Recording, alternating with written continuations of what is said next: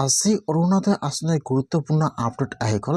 এইটো আপডেট হ'ল যিহেতু 20 ফেব্ৰুৱাৰী তাৰিখে অৰুণোদয় আঁচনিৰ পইচা 8,000 টকা সকলোৰে একাউণ্টত সোমাই যাব।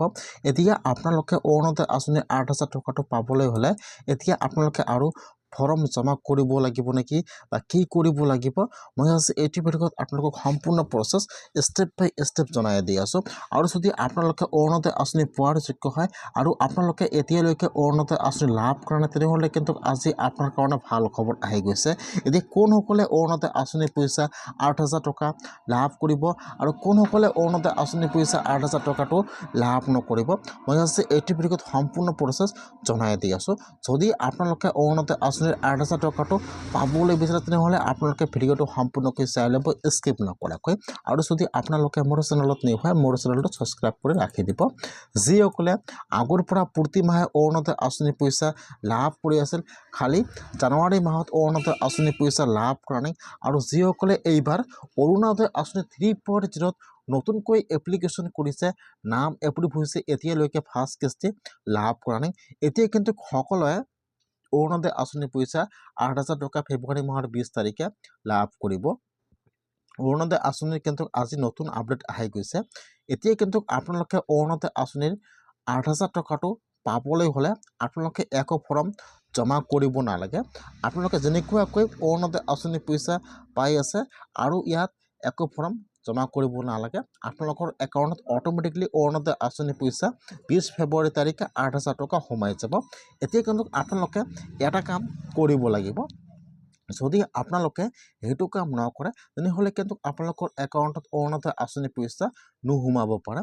যিসকলে আগৰ পৰা প্ৰতি মাহে অৰুণোদয় আঁচনিৰ পইচা লাভ কৰি আছে বা যিসকলে এইবাৰ অৰুণোদয় আঁচনি 3.0 নতুনকৈ আবেদন কৰিছে, এতিয়ালৈকে অৰুণোদয় আঁচনিৰ পইচা লাভ কৰা নাই, সেইসকলে ফাৰ্ষ্ট কিন্তু সেইটো বস্তু চাব লাগিব। যিহেতু বেংকৰ সেইসকলে কিন্তু এটা বস্তু চাব লাগিব যে আপোনালোকে তাত যিটো বেংকৰ একাউণ্ট জমা কৰিছে আপোনালোকৰ সেইটো বেংকৰ একাউণ্টৰ KYCটো সম্পূৰ্ণ আছে নে নাই। যিসকলে এইবাৰ অৰুণোদয় আঁচনি 3.0 নতুনকৈ আবেদন কৰিছে সেইসকলে ফাৰ্ষ্টকৈ সেইটো চাব লাগিব। আপোনালোকে তাত যিটো বেংকৰ একাউণ্ট জমা দিছে সেইটো বেংকৰ একাউণ্ট কিন্তু KYC সম্পূৰ্ণ হ'ব লাগিব। নহ'লে কিন্তু যদি আপোনাৰ বেংকৰ KYCটো সম্পূৰ্ণ নাথাকে কিন্তু আপোনালোকৰ পইচাটো পেণ্ডিং হৈ যাব পাৰে।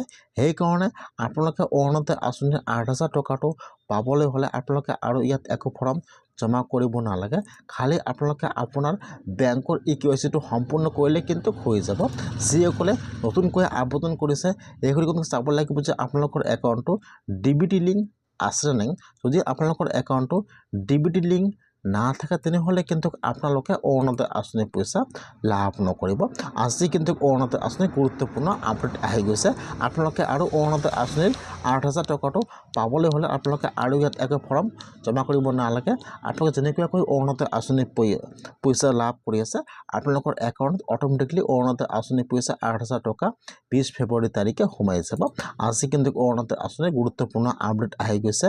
আৰু যিসকলে অৰুণোদয় আঁচনি পোৱাৰ যোগ্য হয় এতিয়ালৈকে অৰুণোদয় আঁচনি লাভ কৰা নাই, এতিয়া কিন্তু সেইসকলে অৰুণোদয় আঁচনিৰ কাৰণে আৰু নতুনকৈ আবেদন কৰিব লাগিব। বিধৱা মহিলাসকলে কেনেকুৱাকৈ আপোনালোকে অৰুণোদয় আঁচনিৰ কাৰণে আবেদন কৰিব, ফৰ্মটো ক'ত পাব, ক'ত জমা কৰিব লাগিব, নেক্সট ভিডিঅ' আহি আছে অৰুণোদয় আঁচনিৰ আবেদনকাৰী প্ৰচেছ।